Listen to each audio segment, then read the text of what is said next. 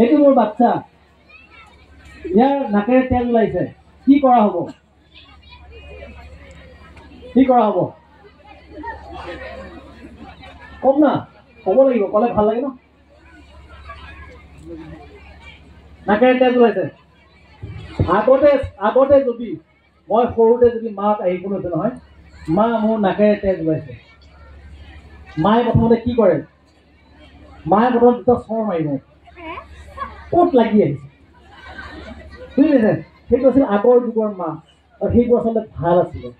মই কোৱা নাই যে বাচ্চাক মাৰক, কিন্তু মায়ে প্ৰথমে নুসুধে ক'ত ক'ত দুখ পালে, মায়ে ডাইৰেক্ট লগত দুষ্টামি কৰি আছে। ত' আমি কৰিব কি লাগিব? বাচ্চাটোক তেজ ওলাইছে নাকেৰে, কি কৰিব লাগিব? আমি কি কৰোঁ? খুৱাই দিওঁ, হয়নে? আমি খুৱাই দিওঁনে? খুৱাই কিয় দিওঁ? আমি তেজটো ওলাইছে খুৱাই দিওঁ, কিন্তু খুৱাই দিব নালাগে। আমি কি কৰিব লাগিব? এখন চকী আছে বাইদেউ, চকী এখন দিয়ে। কি কৰিবলৈ মই দেখাই দিছোঁ। আজিৰ পৰা যাতে যিকোনো মানুহৰ নাকেৰে যদি স্বতঃস্ফূৰ্তভাৱে তেজ ওলায়, তেতিয়াহ'লে কি কৰিব দেখাই দিছোঁ, আজিৰ পৰা সেইটোৱে কৰিব, হা? ঠিক আছে? মানুহ যদি আপুনি খুৱাই দিয়ে, তেতিয়াহ'লে তেজটো ওলাই পিছফালে গৈ থাকিব, আৰু গৈ ইয়াত পেটত তেজ জমা হৈ থাকিব, বুজি পালে? সেইকাৰণে খুৱাই নিদিব, ৰাইট? চকী এখন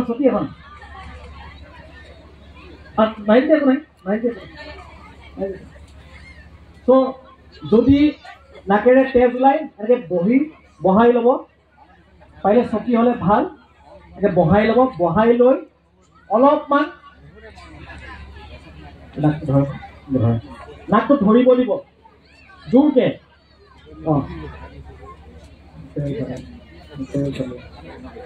নাকত ধৰিব, নাকটো ধৰি 15 মিনিট সময়, নাকটো 15 মিনিট সময় ধৰি কি কৰিব? আহিছে মোৰ কাৰণে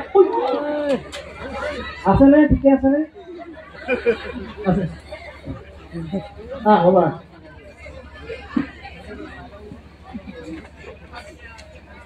অ'কে, ইয়াৰ নাকেৰে তেজ ওলাইছে, কমলেশ্বৰ নাকত ধৰা।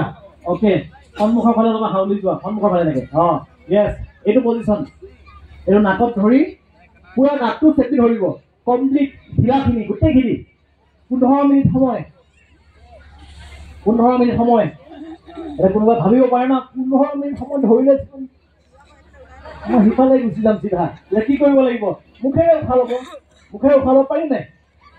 চ' ন'জ ব্লিডিং হ'লে এইটো মনত থাকিব।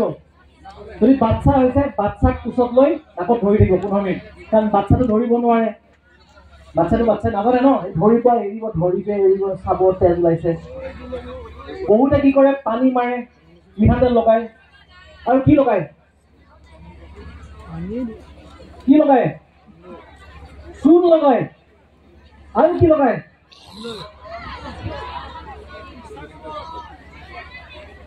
কলগেট। আৰু